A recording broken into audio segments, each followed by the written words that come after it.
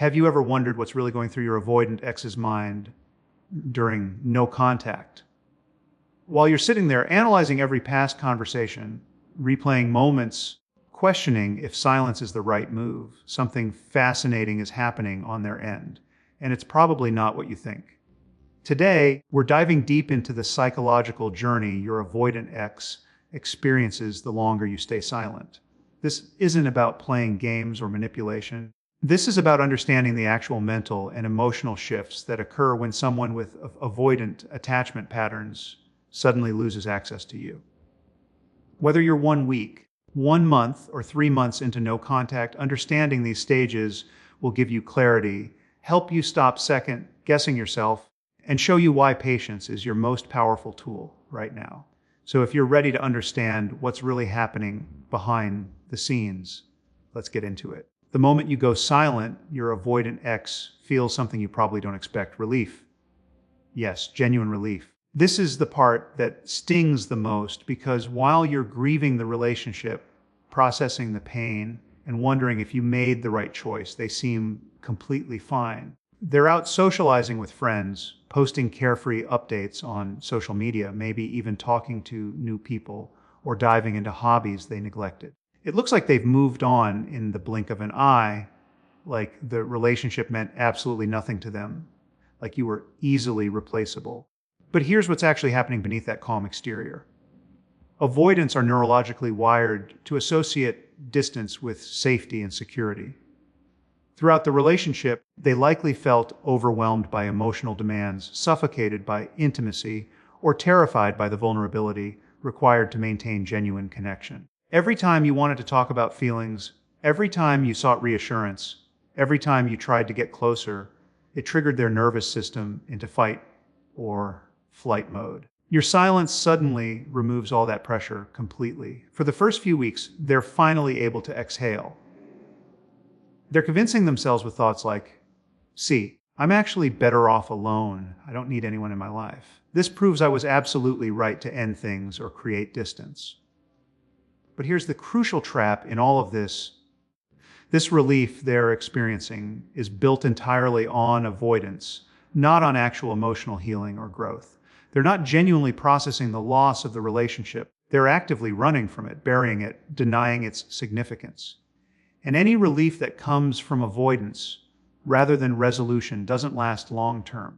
It's nothing more than a temporary high, a false sense of freedom that disguises what's actually brewing underneath the surface. This initial phase can last anywhere from a few days to several weeks, depending on how deeply avoidant their attachment style is and how threatened they felt by intimacy in the relationship. But make absolutely no mistake about it, this is merely the calm before the emotional storm that's coming. After the initial wave of relief begins to fade and their nervous system settles down, something fundamental starts to shift in their internal experience. The silence that once felt liberating and freeing starts to feel strangely heavy, almost oppressive. Your avoidant ex begins to notice your absence in the most unexpected ways, not in the big, dramatic, obvious moments they might have anticipated, but in the small, mundane, everyday details of life. It's the inside joke that no one else in their life understands or appreciates. It's the song that comes on the radio that used to be your song together. It's that random Tuesday evening when they'd normally receive a text from you asking about their day. It's seeing something funny and instinctively reaching for their phone to share it with you before remembering you're not there anymore. At first, they aggressively brush these moments off, rationalizing them away with their well-practiced defense mechanisms. They tell themselves, I'm completely fine. This is exactly what I wanted. I don't actually miss them as a person. I just miss the routine, the familiarity, the convenience of having someone around. But the human brain doesn't function that way, no matter how much we want it to. Repetition and consistency create deep neural pathways. Your presence in their life, even though they pushed you away, even though they claimed they needed space, was intricately woven into the fabric of their daily existence. Now there's a noticeable gap where you used to be, and gaps create psychological discomfort that's hard to ignore. This is precisely when the avoidant person starts to feel the first small crack forming in their carefully constructed emotional armor. They're not quite full on missing you yet in the way you might hope, but they're definitely becoming increasingly aware that something significant is different in their life. Something feels distinctly off balance because avoidant individuals are not accustomed to sitting with uncomfortable emotions or allowing themselves to feel vulnerable feelings. They genuinely don't know what to do with this unfamiliar sensation growing inside them. So they instinctively do what avoidants have learned to do best throughout their entire lives. They suppress it, push it down, compartmentalize it, pretend it doesn't exist. But emotional suppression only works effectively for so long before the pressure builds to an unbearable level. Now we're moving into the particularly interesting part of this psychological journey. As more time continues to pass without any contact from you, that vague sense of discomfort gradually morphs into something considerably sharper and more difficult to ignore, a mixture of intense curiosity blended with low-key anxiety. Your avoidant X starts genuinely wondering what you're doing with your time. They catch themselves thinking about whether you're still thinking about them, whether you're crying over the relationship, whether you've already moved on with your life. Are you dating someone new already? Are you out there thriving without them? Did you finally come to the realization that you're actually better off without them in your life? Have you discovered happiness they couldn't provide? This is the specific phase where they might start checking your social media profiles, not obsessively at first, they tell themselves, but just casually scrolling. They rationalize this behavior to themselves, insisting it means absolutely nothing. Just innocent curiosity, just a harmless check, and to see what you're up to. But lurking beneath that surface level curiosity is a growing undercurrent of anxiety they absolutely refuse to acknowledge or admit to themselves. The anxiety fundamentally stems from a profound loss of control over the situation.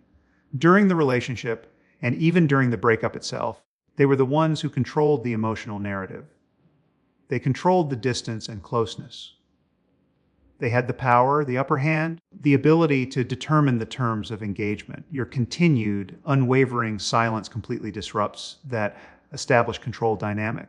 It sends a clear message they didn't expect and aren't prepared for. I'm not chasing you anymore. I'm not begging for your attention. I'm not desperately waiting around hoping you'll change your mind. For someone who's grown accustomed to people pursuing them, accommodating their needs, accepting breadcrumbs of affection, this represents a deeply unsettling shift in the power dynamic. The longer you maintain your silence with consistency, the more their internal narrative starts to fundamentally shift from, I don't need them in my life, to, wait, do they actually not need me anymore? That single question, once it takes root in their consciousness and starts growing, doesn't go away easily or quickly. It plants seeds of doubt that begin to undermine their entire self-protective framework. Here's where the psychological dynamics get genuinely fascinating and reveal the true power of sustained no contact. The longer you remain absent from their daily life, the more your avoidant X's brain starts playing significant tricks on them through well-documented cognitive processes. Begin to idealize the relationship in ways they never did when you were actually together. The good memories suddenly get brighter, more vivid, more emotionally significant. The bad memories conveniently get blurry, fade into the background, or get reframed entirely. Suddenly and seemingly out of nowhere, all the things that genuinely annoyed them about you during the relationship become endearing quirks they miss. Your texting habits they once found clingy now seem sweet and attentive. The conflicts that felt absolutely suffocating and overwhelming at the time become minor misunderstandings that could have easily been resolved.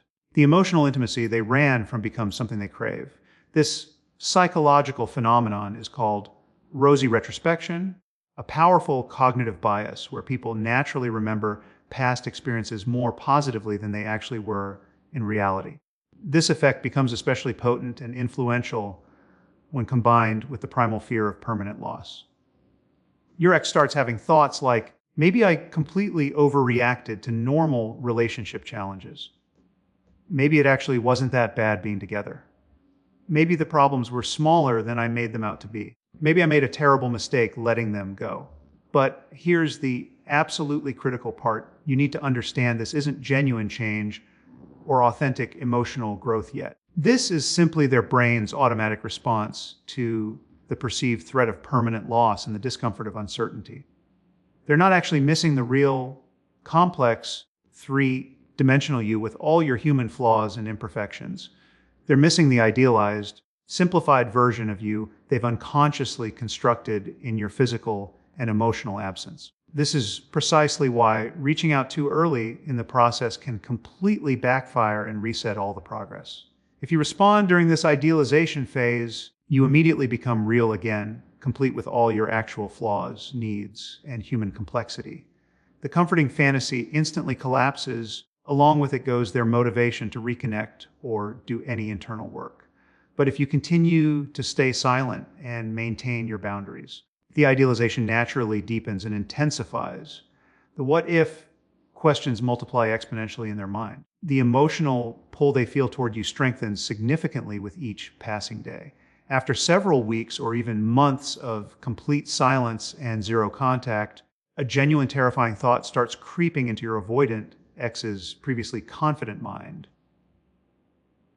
What if they're actually completely done with me? What if this isn't temporary? This represents the crucial tipping point in the entire no-contact journey.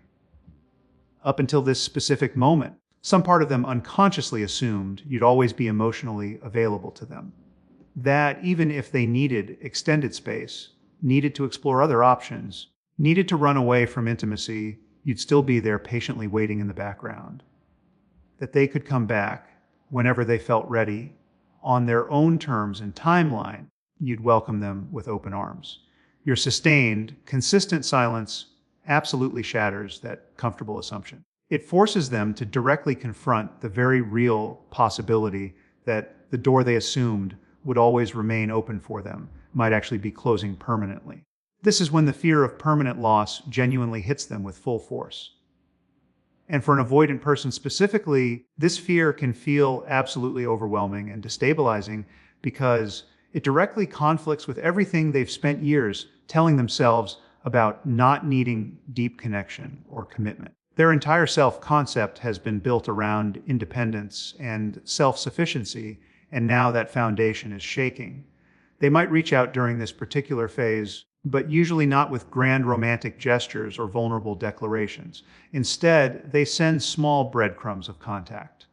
A random text that seems to come out of nowhere, a like or comment on your social media post, a hey, just checking in message that seems casual and low stakes, a question about something trivial they could easily find the answer to elsewhere.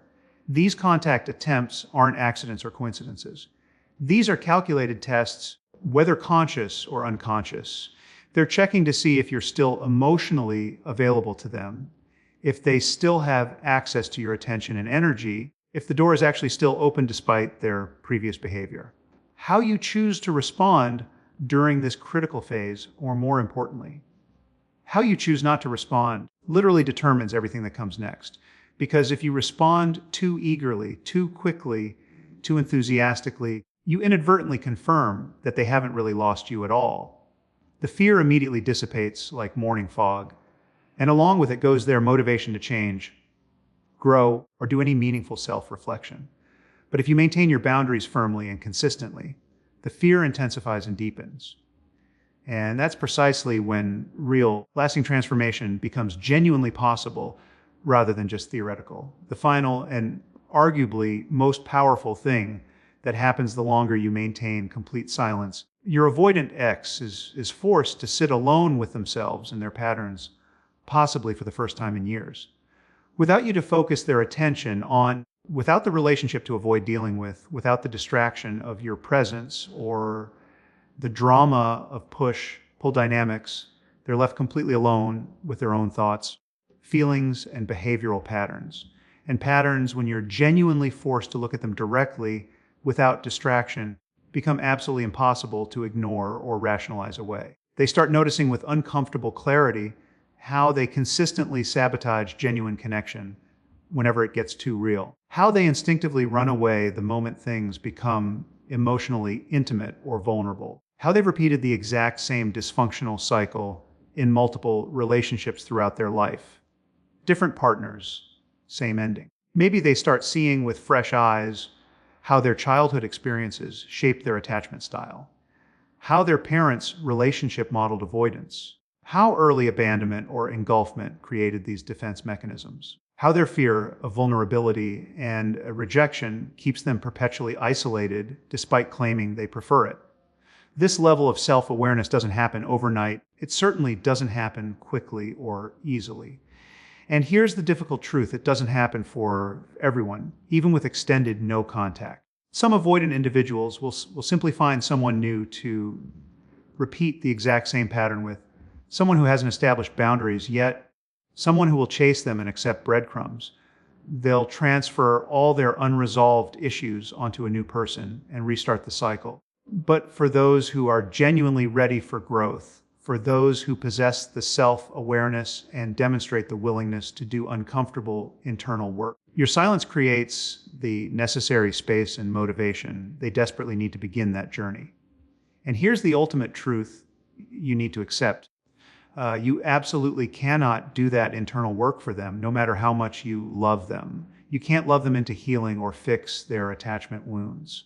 You can't convince them to change through logic or emotional appeals. All you can ultimately do is hold your boundary with consistency, focus intensely on your own healing and growth, and trust that if they're truly meant to come back into your life as a healthier, more secure version of themselves, your silence is giving them the best possible chance to get there. Your no contact isn't punishment or manipulation. It's protection for yourself and potentially the catalyst for their transformation.